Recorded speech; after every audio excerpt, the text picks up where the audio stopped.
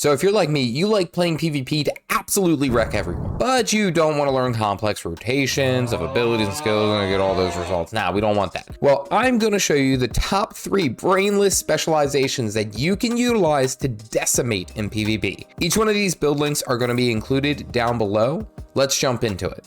First is probably one that you've already seen before, but when it is played right, it is a bear to deal with, and that is the Longbow Dragon Hunter. The reason this build is so effective is because it can DPS targets from a huge distance, and then when they get close, the target can get pulled and stacked into all of the traps that the Dragon Hunter brings, which is incredible damage. And that's not even including the follow-up damage from the Greatsword, which is already very high.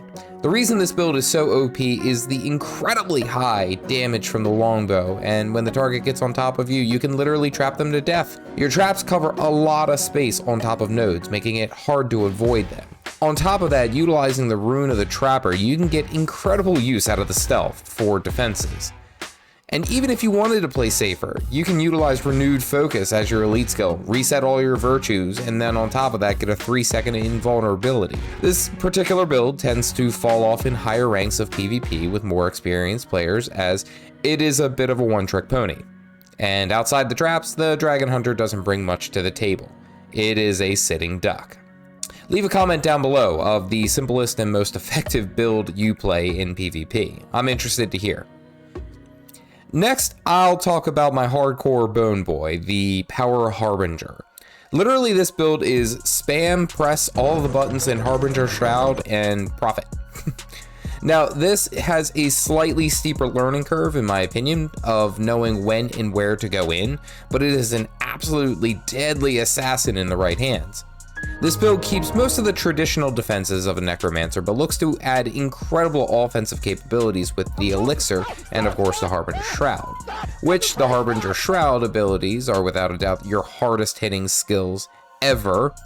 Simply use Shroud 3, 5, 2, 4, 1, and spam 1 until you run out of Shroud. There's literally so much spike damage that comes from these abilities that you can almost 100 to 0 most enemies, most weaker enemies. I'm not talking about you, Spellbreaker. This build is so effective because of its one-shot capabilities. This build tends to function more as a teamfight DPS that looks to eliminate a single target by charging in with the Harbinger Shroud and blowing them up. Now, this build does have some fall off, as outside of the crazy high burst from Shroud, the Harbinger heavily relies on Summon Fleshworm and Spectral Walk to stay alive.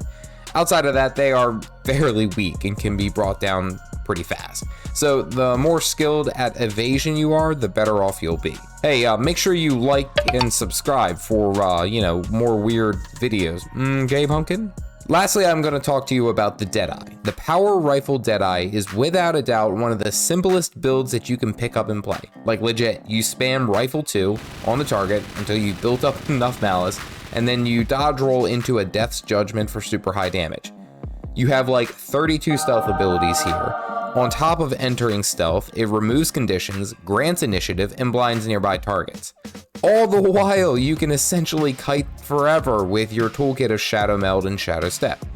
Quick point though, Shadow Meld is going to get slightly nerfed, so it will no longer remove Revealed in PvP, but it's still a crazy strong choice. Death's Judgment is your main burst, as this ability can deal incredibly high damage on targets quickly after being marked and spammed with Rifle 2. And if they aren't prepared for the burst, you can get 7 to 8, maybe 9,000 damage crits. The Deadeye is mainly a teamfight assassin, meant to focus down a single weaker target and decimate them from a great distance.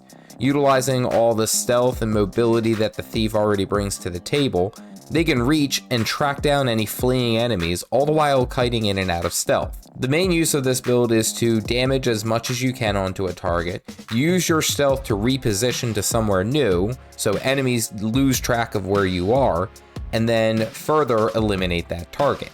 Again, I will say that this thief build is very good and even better once in the right hands with some practice. But I also want to mention that this build can be burst down insanely quickly. The main defenses are stealth and shadow step abilities. Outside of that, you can be eliminated fast. So yeah, those are my top 3 brainless specializations to play in Guild Wars 2 PvP. If you want to see why the Catalyst is currently the most overpowered profession in Guild Wars 2, click here. Stay caffeinated, folks.